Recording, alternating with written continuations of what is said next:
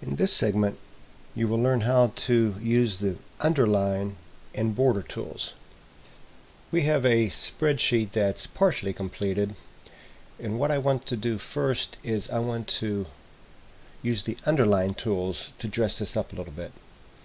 Now, underlining works different with text and with values. So we'll start first on the text. I want to put an underline under my text, and this is a mixture of text and values, but because it's a mixture, it's treated as text or a label. If I click on the underline icon, I receive an underline only on the characters in the cell. If I want to change that to the characters including the blanks of the cell, I have to do a little bit of formatting first. Let me click on the range again, go up here and click on accounting. What accounting does, it takes the underline out to the ends of the cell. So if I click on it again, you can see the difference. It takes it out almost to the end of the cell, but it still provides a distinction between cells so that it can be seen.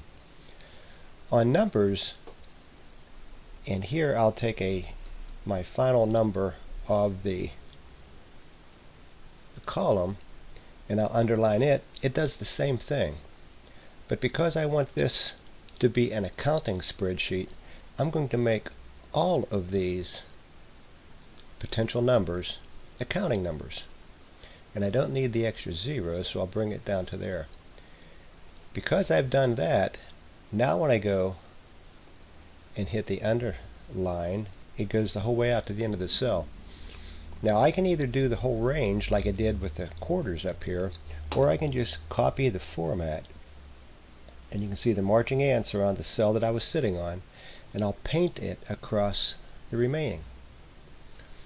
Now if I want a double underscore, I can click on the down arrow, do the double underline.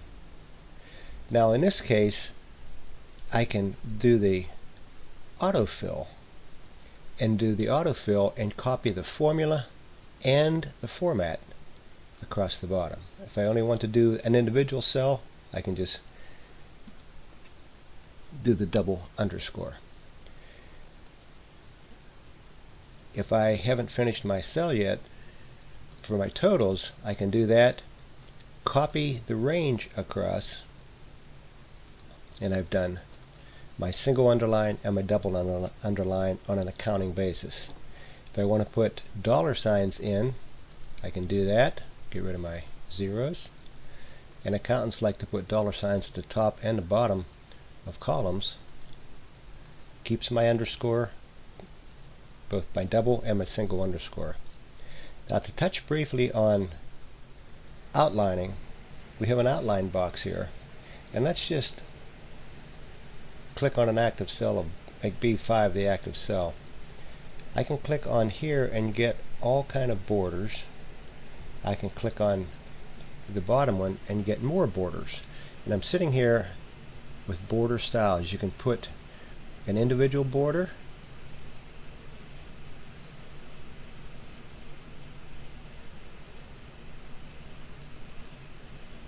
you can do a heavier border, you can outline the whole thing, you can get rid of it.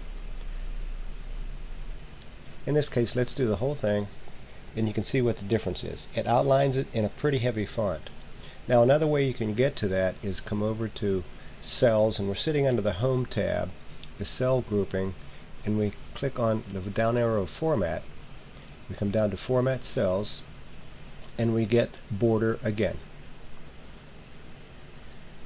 This concludes the segment on using the underline and border tools.